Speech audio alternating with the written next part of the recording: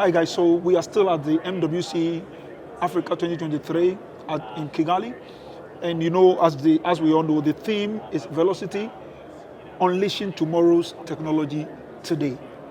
And we are here with Mathieu Abascal, the CEO of Beamlink, and they are releasing on us tomorrow's technology today to ensure that there is affordability in the production, in the provision of digital services.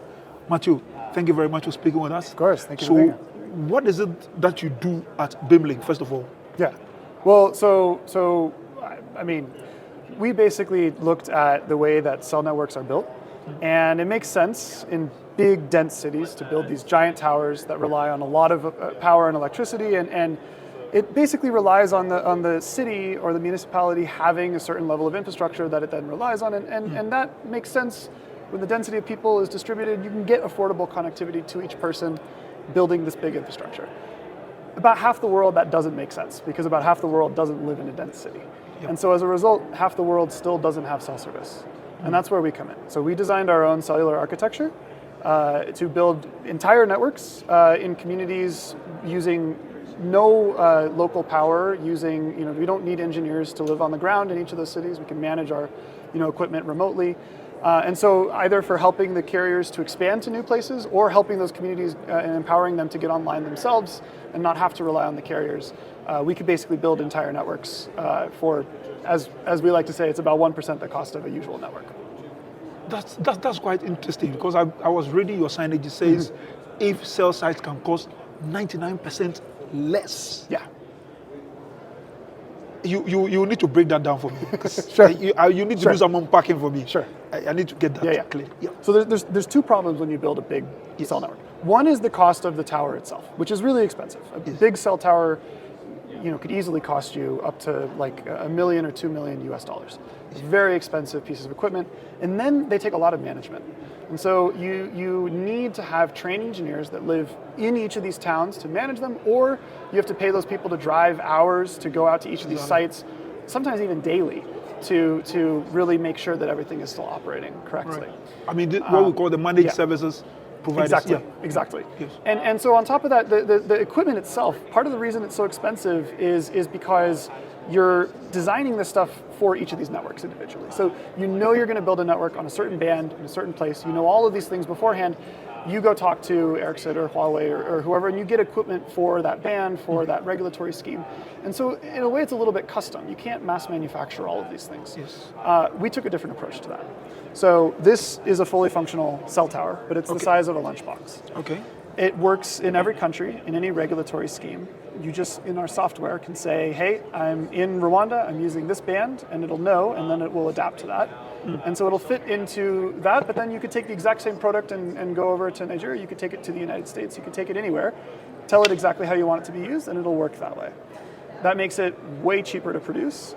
It also means that because it's smaller, it's a lot more efficient in terms of power and everything else. Each of these uses less power than a light bulb.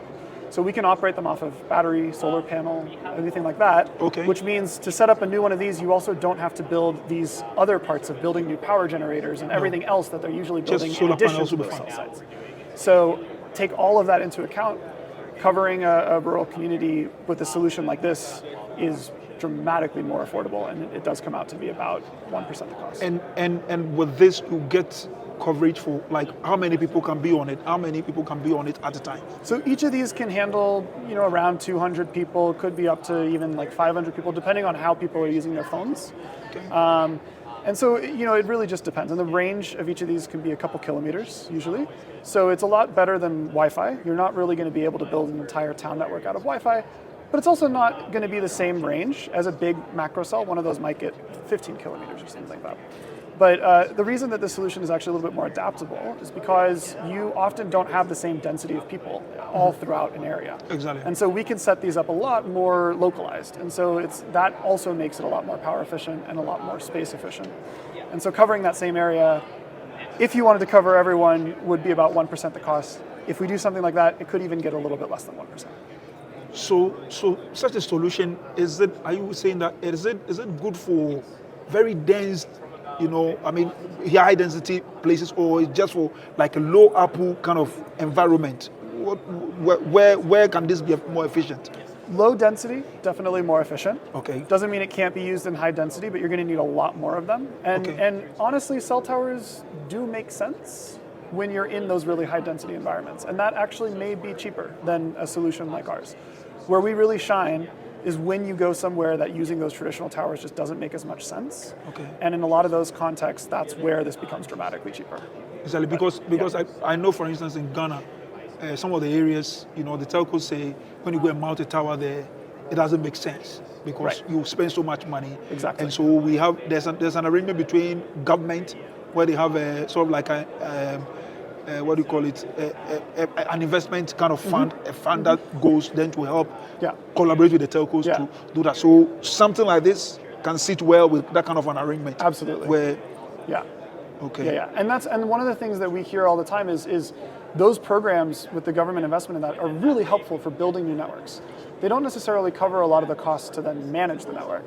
And so even with stuff like that, there's still a lot of cases where you build a new tower and you get a lot of funding to build it, but then managing it is still not affordable. Exactly. And so they'll look at that, they'll look at all the access to funds that they have and still decide that it's not economical to build that network in the first place. Okay, so what is good about this is that you don't need all that kind of managed services. Exactly.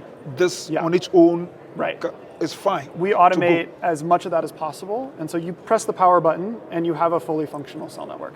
It'll figure that out. Some of the next versions that we're building also adapt to, say, if you have a higher density of people on in one direction and very few people over here, maybe this is the edge of the network, the device can figure that out and actually sort of move its signal through a process called beamforming and actually cover one area with more signal and another area automatically. with less. Oh wow! Yeah. So there's a lot that it can do and a lot that we're building into it as well. Okay.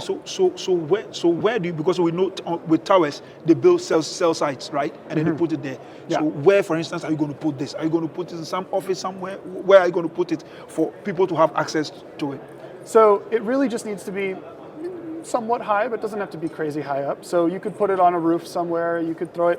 One thing that we sometimes see when we don't work with carriers, actually, when we work with the communities, is there will be say a county or a municipality that has a library over here and a school over here and other buildings that are sort of managed by the local government. Then they can place these in each of those places, and you can build a network out that way just by putting it on the roof or something. But in other cases, we can work with basically building little masts and stuff, which is still way more affordable than a proper massive cell site. So it's intended to be versatile and adaptable to whatever you're working with. And it offers what? Does it work for both voice and data, or just data? What is it? So primarily we do data.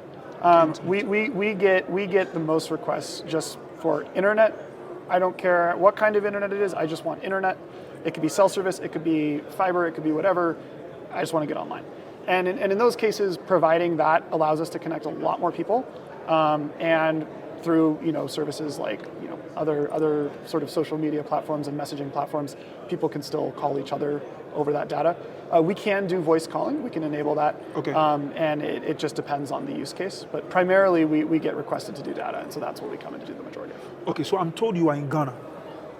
What is your business in Ghana? Who are your partners in Ghana? We are expanding to Ghana. So we work with Unitelos, who's our partner in Nigeria.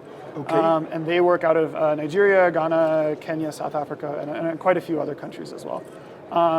So the majority of what we do is trying to work on empowering either the communities or the carriers. So what we're working on with Unitelos is basically designing new networks using a lot of our technology and then some other technologies that plug into that and sort of facilitate building an entire network. And so our initial pilots we're setting up in Nigeria, and we're planning to bring the same sort of technologies to Ghana very soon. Okay. So apart from Nigeria, where else are you? Apart from even Africa, sure. Where else are you? Sure. You mentioned some of the African countries, and then where else are you? Are you operating? Yeah. So we're in the pilot phase. So it's very we're in the midst of expanding to a bunch of places. Okay. Primarily, we look at working within sort of Africa and the Pacific Islands are two areas that are just very uniquely, are just great places for us to work and great partners for us to work with there. So we have some networks that we're setting up in the Marshall Islands, in Hawaii as well, And then we're looking at potentially developing some more down towards like Micronesia and Guam, as well as within Africa. Anywhere that Telos is operating is a place that we'd love to be operating with them. And so, in addition, we've been having some really interesting conversations here about some places to expand to that they aren't necessarily in yet. So there's definitely, I think, a lot of potential within those two main regions.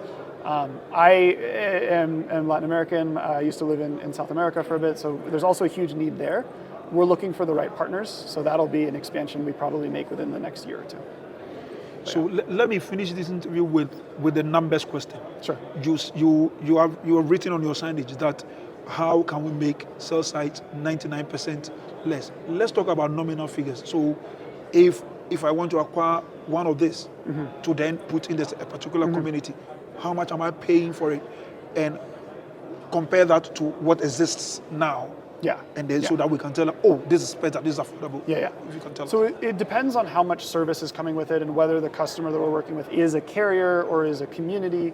So the price is going to change, but it'll be between about $2,000 and $15,000 for one of these.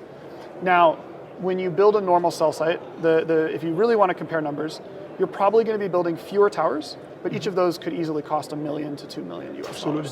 So expanding some of these out into the community is going to be way cheaper on that front. Because we manage everything else on the back end and the maintenance becomes far cheaper. Admittedly, I don't have great numbers to compare on the maintenance side because that's really private data that a lot of the carriers keep very private because they don't want to admit how much they spend on maintenance. But in general, not even taking that into account, which we know is more expensive than maintaining our devices, we're already at that 1% mark. So realistically, that's why we say in a lot of cases we can even get it below that, but we just don't advertise it because we don't have the confidence to show you the numbers because those are kind of private numbers that they don't share with us. But yeah. Matthew, thank you very much. Yes, of course. I'm hoping that operators in Ghana will hear this and probably they will consider using some because it's affordable, and we are always thinking about affordability as a way of spreading connectivity, as a way of spreading accessibility. Yes. So thank you very much once again. Thank you. And thanks for speaking with us. Yes, it's lovely to chat. Guys, you heard it. The signage they've written there, how can cell sites cost 99% less? You heard the numbers. It's not just percentages. That between $2,000 and $15,000 you can get one of these, and it can do a lot of good, particularly for operators who are operating within low ARPU areas. You can go and place some of this there, and you provide services, data services. In fact, it can be configured to even offer voice services as well. And then you get to give people connectivity at a very affordable rate. We'll come back to you again with another compelling edition of Big Tech GH. God bless.